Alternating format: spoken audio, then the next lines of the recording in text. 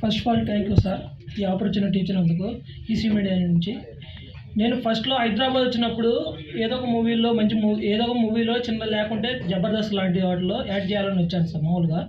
తర్వాత ఇవన్నీ మన వర్కౌట్ కావని మళ్ళీ నేను సాఫ్ట్వేర్కి వెళ్ళిపోయాను సార్. అక్కడ వచ్చే 20K 30K అవి నేను చేయలేకపోయినా ఇవే ఇంకా శాశ్వతం కాదనుకున్నా. నేనైతే ఇప్పుడు యూట్యూబ్ ఛానల్ అనేది స్టార్ట్ చేశాను సార్. ఇప్పుడైతే 10K ఫాలోవర్స్ ఉన్నారు. నాకు 10K ఫాలోవర్స్ ఉన్నారు. ఇప్పుడిప్పుడే మనీ కూడా జనరేట్ అవుతున్నాయి.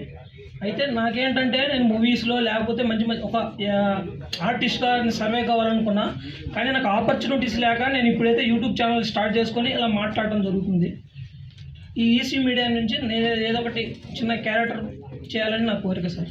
2 కోరికలు తీరుతాయి మీకు ఈరోజు. ఫస్ట్ది ఏంటంటే మీరు ఆర్టిస్ట్గా మీరు ఇమీడియట్ ఎంటర్ అయిపోవచ్చు, ఫస్ట్ పాయింట్. రెండోది అంటే మీకు ఒక యూట్యూబ్ ఛానల్ ఉంది అన్నారు, ఈసీ మీడియాలోకి ఎంటర్. మన మీడియాలోకి పోయి ఈసీకి సపరేట్ మీడియా ఉంటుంది. వారణాసి సూర్యకి సపరేట్ మీడియా క్రియేట్ అయిపోయింది ఆల్రెడీ. మీడియాలోకి వచ్చేయండి.